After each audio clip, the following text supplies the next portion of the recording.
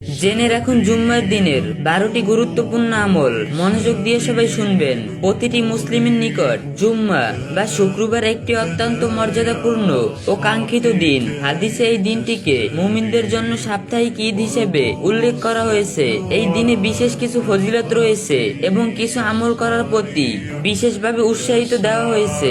জুম্মার দিনের 12টি গুরুত্বপূর্ণ আমল: 1. উত্তম রূপে গোসল করা। 2. ফজরের পর ফরজ নামাজে সূরা সাজদা ও সূরা দাহর, সূরা ইনশা তেলাওয়াত করা। 3. পরিষ্কার পরিচ্ছন্নতা ও উত্তম পোশাক পরিধান করা। 4. সুগন্ধি ব্যবহার করা। 5. আগেভাগে মসজিদে যাওয়া। 6. সূরা কাহাফ তেলাওয়াত করা। বৃহস্পতিবার সূর্য অস্তায় থেকে শুক্রবার সূর্য অস্তায় আগ পর্যন্ত 7 মসজিদে প্রবেশ করে কমপক্ষে 2 রাকাত আয়াতুল মসজিদ আদায় করা।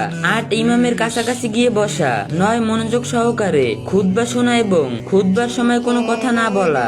10. 2 খুতবার মাঝে সংক্ষিপ্ত সময়ে বেশি বেশি দোয়া করা। 11. আসরের থেকে মাগরিব পর্যন্ত সময়ে অধিক পরিমাণ দোয়া করা, কারণ এই সময় দোয়া কবুল হওয়ার সম্ভাবনা বেশি।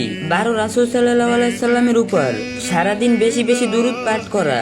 শেষে কিছু কথা বলি, এই বরকতময় দিনটিকে যেন আমরা গাফিলতির মাধ্যমে না কাটাই, বরং বেশি বেশি ইবাদত, দোয়া ও দুরূদের মাধ্যমে নিজের আমলনামা বৃদ্ধি করি। আল্লাহ আমাদের সবাইকে জুম্মার দিনের হক আদায় করার তৌফিক দান করুন, আমিন। আর ভিডিওটা শেয়ার করে দিয়েন। যদি আপনার মাধ্যমে কেউ এই হাদিসটি জানেন, তাহলে সেটি আপনার জন্য হবে সাদকা জারিয়া। আর যে জাপানিনকে বেশি বেশি কপি লিংক করে দিয়েন।